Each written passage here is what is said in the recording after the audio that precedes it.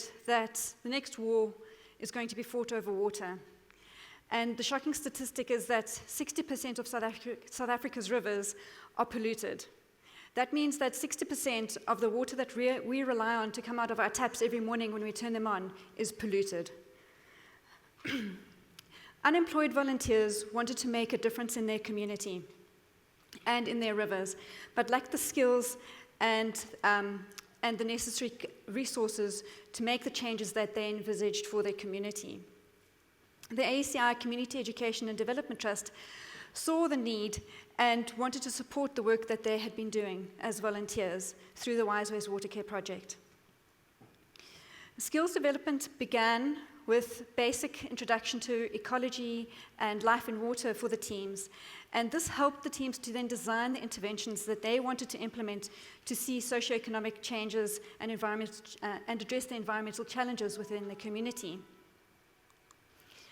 Before we move on, I'd just like to point out Tolakele in the yellow shirt on the left-hand side picture, because she's going to make an appearance a little bit later.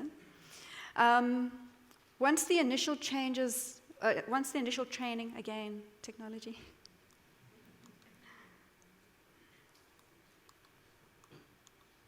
I'll just continue and see if we can get it to change in a minute. So, there we go. Once the initial training was completed, beneficiaries received ever more advancing training to increase and grow their skills and capacity to implement the interventions that were shown in the video and that are now on the screen for you to see.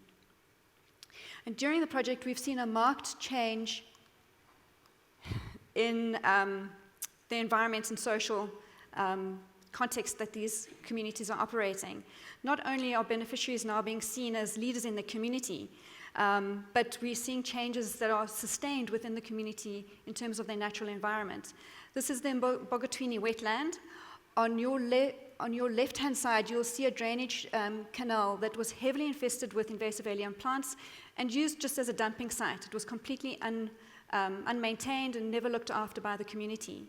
Through the efforts of the Wayz Water Care project, that wetland has been totally cleared of solid waste and invasive alien plants and is maintained as such now for the long term. And what's interesting is that it's not the Wayz Water Care team members that are maintaining that site, but it's actually the community members who are playing a watchdog role and are making sure that nobody actually dumps in this site. This has huge environmental impacts as well because it has flood attenuation impacts. It's an operating ecosystem that is keeping that community safe from potential floods. And having the community come on board as watchdogs would never have been possible without the community interventions where project beneficiaries engage with community members on a one-on-one basis to help them to understand the impact that they might be having on the environment. Today, now, we have 5 registered businesses, all with an environmental focus, and these have all grown out of the interventions that we started through this project. The first is EnviroCare Management Systems, and they were the very first business to be registered and sort of a case study for us to model the rest of the businesses on. It employs 12 people and has 4 contracts, one of those within the Acacia complex, which is owned and managed by AECI. Our plumbing SME addresses water security at ground level within the community by addressing leaks and helping communities to understand what their role and responsibility is with water security.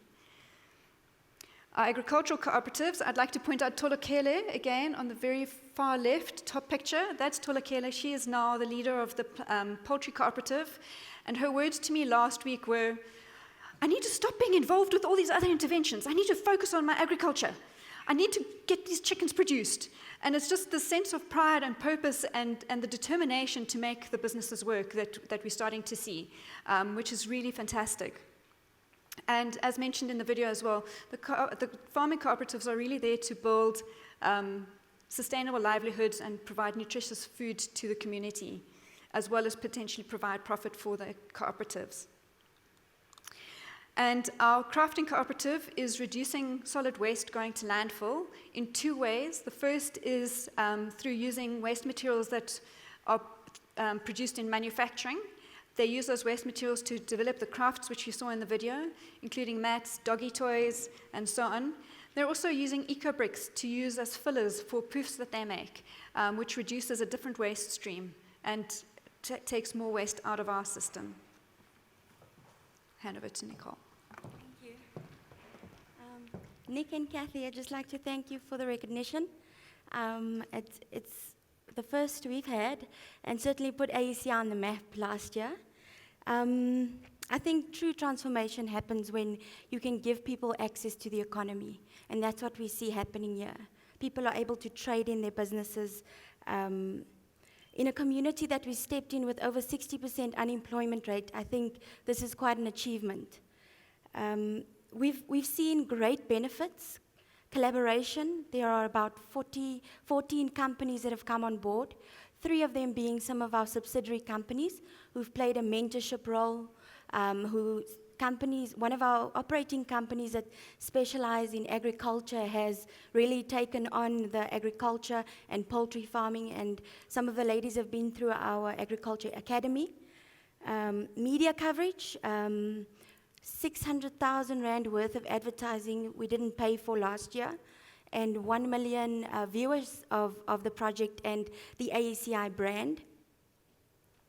Environmentally, we've seen great benefit in the sense that we are able to draw cleaner water for the industrial complex and spend less money on purifying the water for our tenants.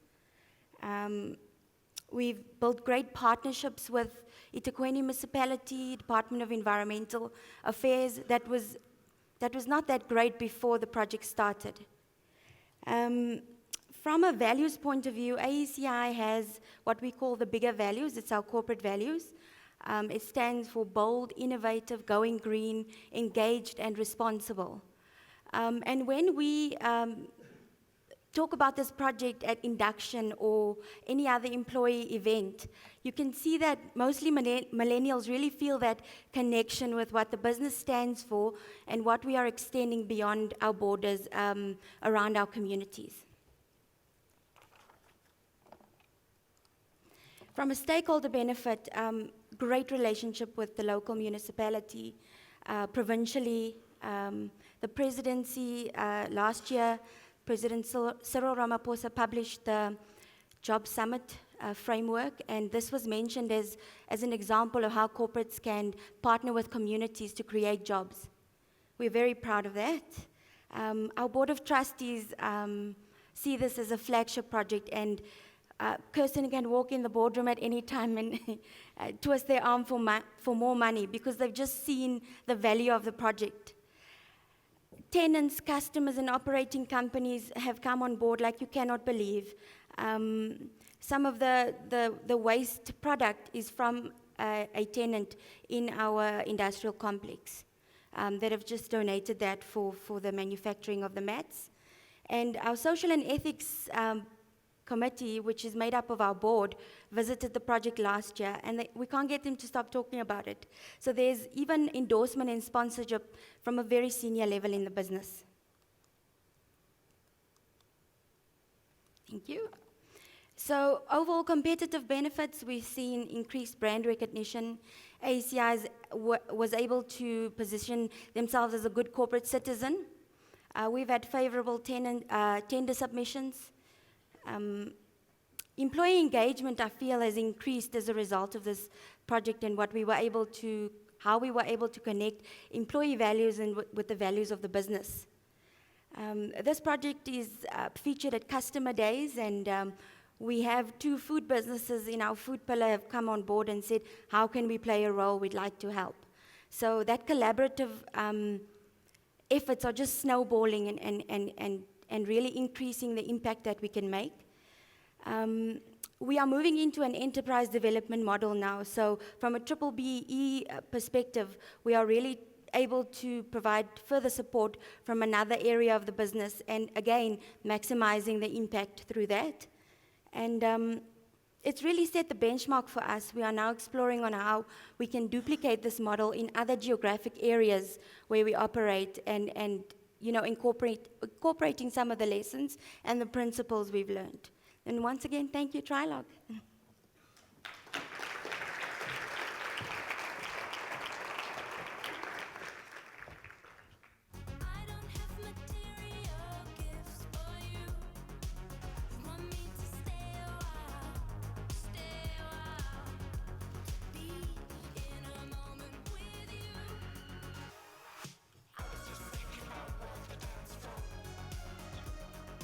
So I would like to take this opportunity and thank Trialogue for the opportunity presented to us to share with you one of our flagship program, which not only earned us the award, but also continually exceed our expectations in terms of the ROI, which we derive from it, but also in terms of the impact which our stakeholders attest to it in terms of the value they derive from it.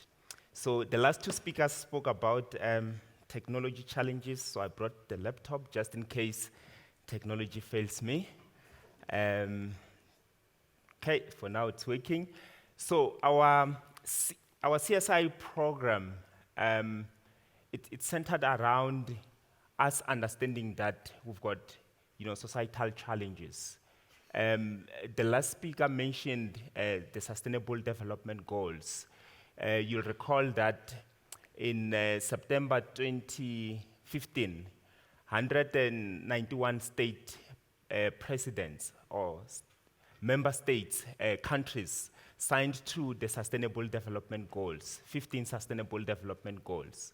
And as an organization, we've also decided to align with those, but we realized that we cannot play in all the areas, and we've picked goal number 4, which is quality education, as a space which we're going to be focusing on. Now, we understand that every generation has its own wars to fight, and if we don't fight our own wars, then so much will be at stake, and majority of people will suffer in the process. So what as an organization aim for is to create sustainable and meaningful futures for our people. And particularly, we're focusing on the youth of this country. To achieve this, we believe in collaboration. We've partnered with like-minded organizations because we believe in collective wisdom. We believe that the challenge can only be addressed satisfactorily if we collaborate for the common good. Our CSI interventions are particularly focused, as I've indicated, on education. We focus on leadership development. We're focusing particularly on youth because we believe if we focus on youth, then the future is certain because the future of this country is more connected to the youth. Since 2013, we've teamed up with an organization called Colamba Leadership Academy. Now, I'm going to talk more about Colamba Leadership Academy just in brief so that I can contextualize our initiative. If you look at the challenges which we are facing, particularly in school environment to do with youth, we've got challenges relating to bullying, safety is an issue at school, high dropout, absence parents, resulting in poor results and related. And for us, those challenges awaken, our calling, which I call a call for leadership. All of us, I believe, we have a calling for leadership, and all these challenges can be addressed through leadership. It's better if we know of this calling because then we'll get better at it and get to do what we're supposed to do to make a difference where it matters the most better. So in terms of our strategic CSI partner, we've collectively come up with a program which is a values-based youth leadership program.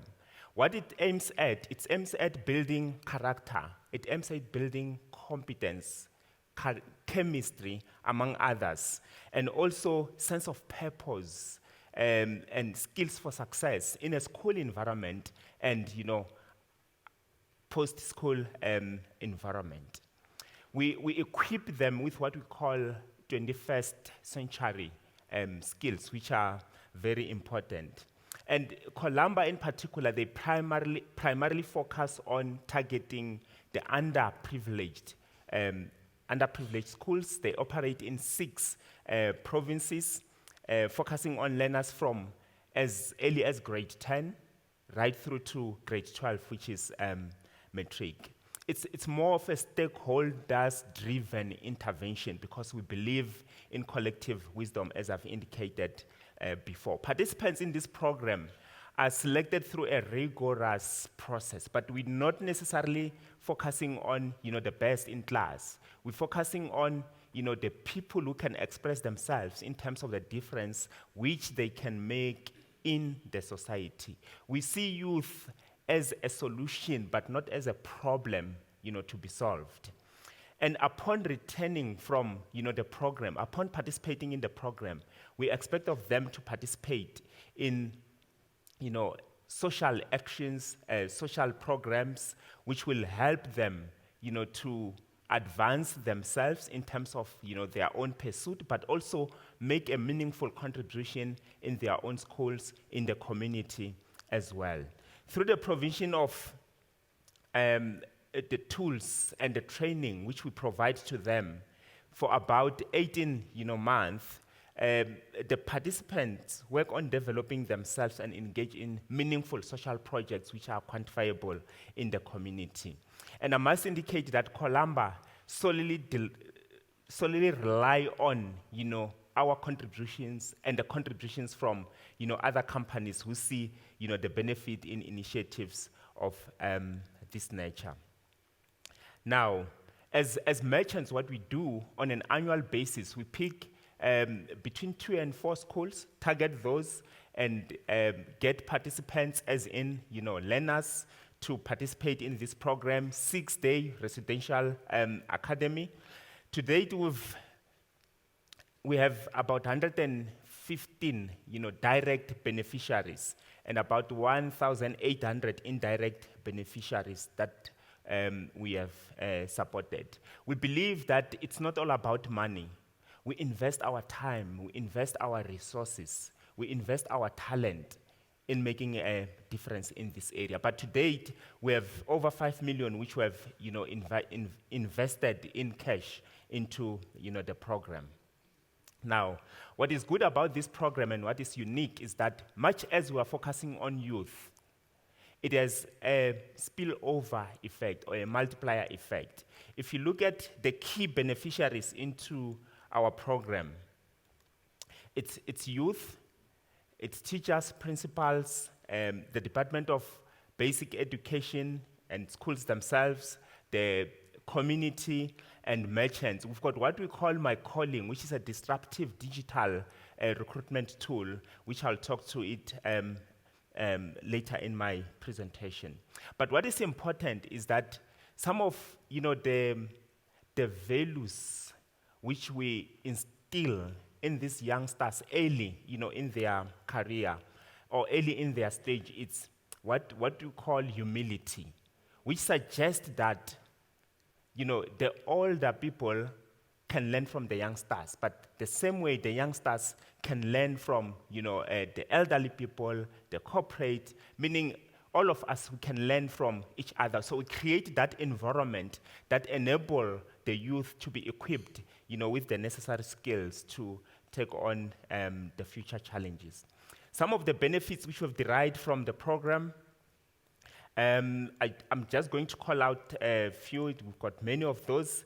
If you talk retention and high dropout, which is a challenge, we've realized that 91% of the people who participate, in the program remain in school and they get to be successful, as in 93%, successfully complete, matric, and 81% complete their degrees, their diploma in set period. The Minister of Higher Education yesterday just indicated that less than a quarter of the people who start, their first degrees complete in the set time, which reflect to a challenge. And this program intends to address that challenge, among others. 73% formal leadership position. We see these people transitioning into leadership position, making a difference, and it's quantifiable in that respect. And the rest are in a position to successfully transition to, further studies, work, and volunteering in their community. The school and the community give us feedback in terms of this program. From the school point of view, there's so much which they attest to in terms of the leadership skills, potential, which they see from, the participants. Educators as well testify to how they relate better to the learners.